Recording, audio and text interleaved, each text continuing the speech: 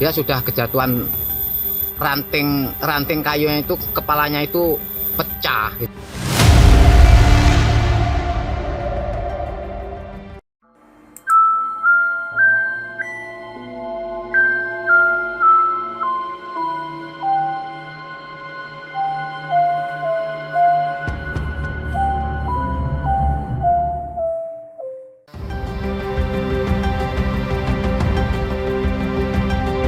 Ceritanya itu dia itu dulunya itu kan sombong, dianggap kecil dibandingkan dengan kayu luar. Biarpun kecil kadang-kadang kan ada penghuninya tuh mas kayu itu.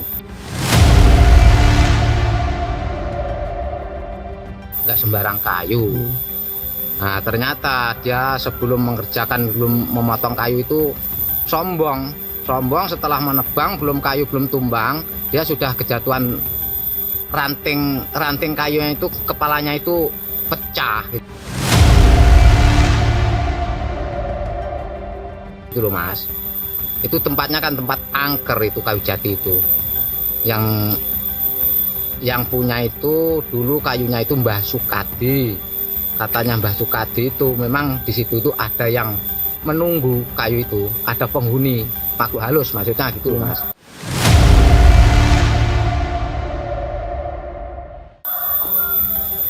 Nah setelah ditebang kayu belum tumbang, ada ranting jatuh, pangnya itu jatuh gitu loh, kena kepala gitu loh mas ceritanya.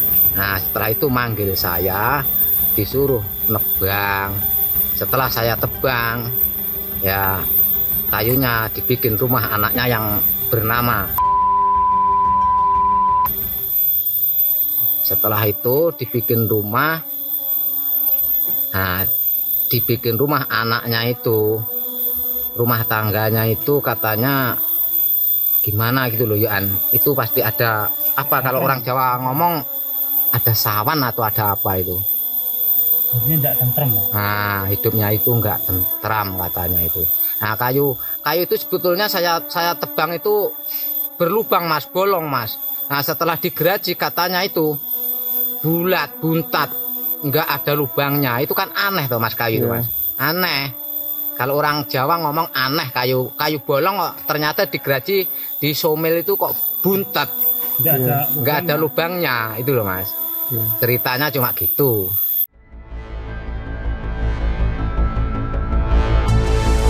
Pisang namanya pisang rojo, yang istilahnya mulai buah pertama itu kadang-kadang pasti ada mitosnya, kadang-kadang ada penghuninya, kadang-kadang memang ada pocongnya, katanya orang Jawa itu, orang tua itu. Itu katanya yang buah pertama itu memang ada penghuninya, kadang-kadang ada suara gak ada rupa gitu, kadang-kadang yang sering mendengarkan itu. Kadang-kadang ada rupa, tapi rupa itu berwujud apa itu saya sendiri belum tahu lah mas. Itu yang ada orang ngomong katanya memang ada gitu loh.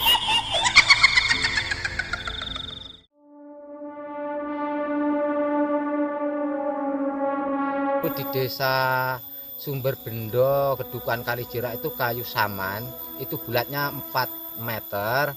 Itu yang nebang orang Jawa, ada orang lewat langsung kesurupan, ada mas. Belum lama kok, belum ada, sekitar 4 bulan 5 bulanan lah mas. Itu ada yang kesurupan memang. Itu kayunya itu sudah ratusan tahun mungkin umurnya, itu kayu saman itu di pinggir tepi jalan raya Dukuh Kalijirak, atas jembatan itu pak. Kita pertama kalau mau menebang kayu istilahnya bismillah, kita minta selamat kepada Tuhan yang pertama. Yang kedua ya kita seumpama kita kerja bersama teman-teman ya, seharusnya minta selamat lah sama teman-teman itu biar nggak ada halangan. Kita cari rezeki kita untuk nafkahi keluarga yang di rumah, jadinya ya harus bismillah dulu lah mas pertama kita kerja. Mudah-mudahan bisa barokah untuk dikasih keluarga yang ada di rumah. Anda sendiri selama bekerja nebang kayu, kalau ketemu kayu yang udah ratusan tahun ini, berani nggak nebang? Ya kita berani mas, asalkan kita ini ya itu tadi yang saya omongkan, yang pertama kita minta selamat kepada Tuhan Yang Maha Esa, intinya kita tidak merusak rumahnya bangsa halus, mungkin lah ya, mungkin kita diberi keselamatan lah. Kalau di antara penebang-penebang kayu yang mereka hati-hati untuk tebang, artinya mereka takuti karena ada mitos, itu kayu apa? Kayu beringin Mas, kalau saya Mas, kayu beringin. Terus di dekat kali itu biasanya memang ada yang menunggu, ada penghuninya Mas, bangsa halus Mas. Beringin kalau saya. Kalau di teman itu, kalau kayu beringin yang di dekat punden, kalau orang Jawa ngomong punden lah, itu mungkin memang angker Mas. Angker pasti ada penghuninya Mas. Itu mungkin kalau ditebang mungkin ya, itu memang mengganggu yang nebang Mas.